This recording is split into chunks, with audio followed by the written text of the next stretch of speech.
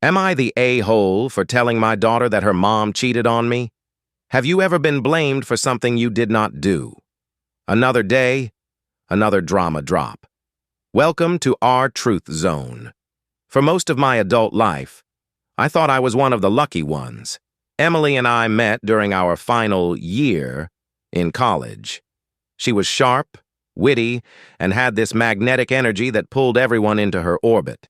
I, on the other hand, was a quiet, focused guy, more into spreadsheets and strategy than parties and poetry. But somehow we just clicked. It was the kind of connection you read about but don't really expect to experience. We got married young. I was 25, she was 22. We didn't have much, but we had each other and big dreams. I worked my way up the ladder in a logistics firm, pulling late nights and taking every out-of-state opportunity I could find. I wanted to give her the life she deserved. She stayed home in those early years, pouring her heart into raising our children, our son, Aiden, and our daughter, Lily. We bought a modest house in a quiet suburb, the kind with tree-lined streets and friendly neighbors who wave as you mow the lawn. I took pride in providing for my family. I never missed a mortgage payment, and I never forgot our anniversary. Every weekend, I made sure to cook Sunday breakfast, a tradition that stuck even when the kids were in high school and barely woke up before noon. Life wasn't perfect, but it felt secure, comfortable, full of love. Or so I thought. Everything shattered 2 years ago. I had been on a 3-day business trip in Chicago. Meetings ran ahead of schedule, and I managed to catch an earlier flight home. I didn't tell Emily. I wanted to surprise her. Maybe grab her favorite flowers on the way back. Surprise her with takeout from that little Thai place she loved. I remember pulling into the driveway just after 4 p.m., the sun still high in the sky. The house looked normal, calm, still familiar. I walked in through the side door and instantly knew something was off. There were 2 wine glasses on the coffee table. Music, soft, jazzy, playing from the speaker we rarely used. I set down my bag and called out, "Emily?" No answer. I headed upstairs, assuming she was napping. But as I approached our bedroom, I heard noises, muffled laughter, then something else, something unmistakable. I wish I could unhear it. I opened the door and found her in bed with another man. In our bed. In the home I worked my ass off to build. The woman I had loved for nearly 2 decades looked me dead in the eyes. And I'll never forget her expression. Shock, then guilt, and then indifference. I saw red. I don't remember exactly what I said, probably a string of profanity I'd never used around her before. I yelled. The man scrambled to put on his pants and stumbled out, mumbling some pathetic apology. Emily didn't say much. She just sat there, half-covered, almost calm. I left that night, spent hours driving around trying to process how my whole life had flipped in the span of 15 minutes. Turns out, that wasn't even the first time. Over the next few weeks, I uncovered messages, receipts, and photos. Multiple men, some over months, some during the years I had been traveling to provide for her and the kids. I filed for divorce a month later.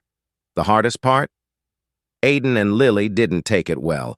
They were both in college at the time, Lily a sophomore, Aiden just finishing his degree. I never told them the full story. I couldn't. I didn't want them to hate their mother. She'd been a good mom to them, at least when they were younger. So I simply said that things didn't work out between us. Big mistake.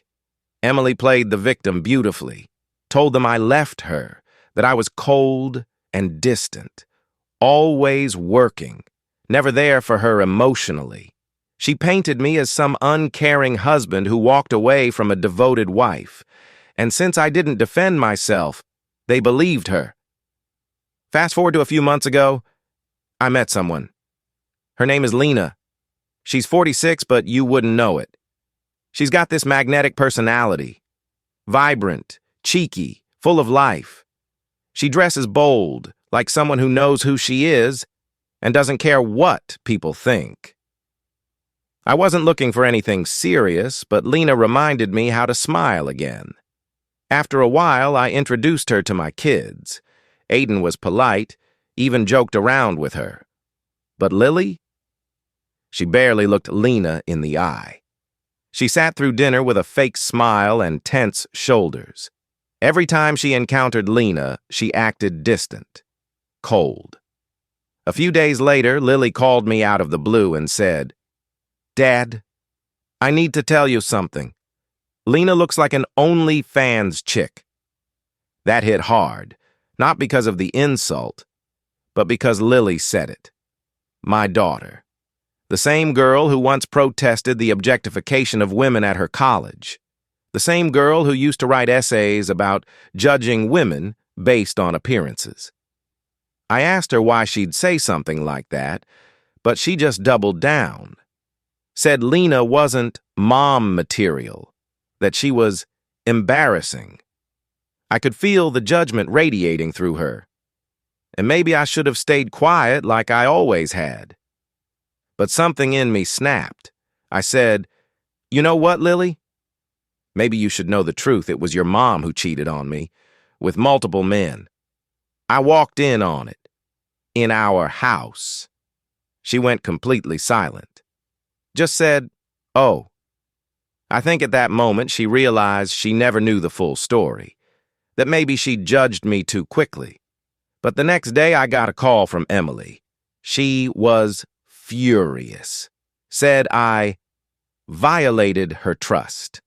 That I had implied I would keep our divorce reasons private since I never told the kids before. I reminded her, "I never promised anything. I kept my mouth shut for their sake. Not yours." She said it was unfair. That it made her look like the villain. I said, "If the truth makes you look like the villain, maybe that's not on me." I don't regret telling Lily. Not anymore. She deserved the truth, even if it was messy. Because I'm done protecting the image of someone who shattered mine. After the argument with Lily, things had gone quiet. Too quiet.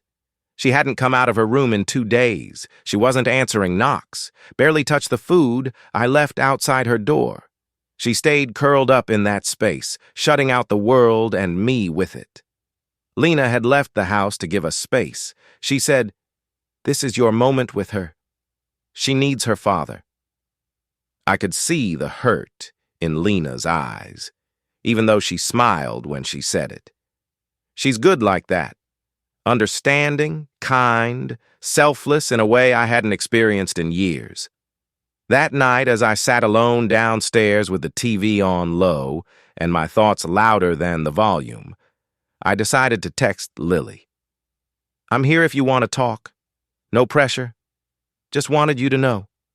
She replied an hour later, a single message. It was long, really long. She must have written it earlier and saved it, unsure if she'd ever send it. And when I read it, I swear my chest tightened so hard, I thought my heart would crack. "Dad, I need to start by saying I'm sorry. I'm really, really sorry. For what I said about Lena, it was cruel, and it wasn't even my own thought. Mom and Aunt Clara, they've been saying stuff about Lena for a while now, ever since I came home for break. They called her tacky, too loud, and worse. They said she dressed like she was selling something. I didn't want to believe it at first, but they kept repeating it. Even Uncle Ray said, 'At least your dad upgraded to someone his age this time.' It was like every time Lena came up, they fed me poison, slowly, steadily.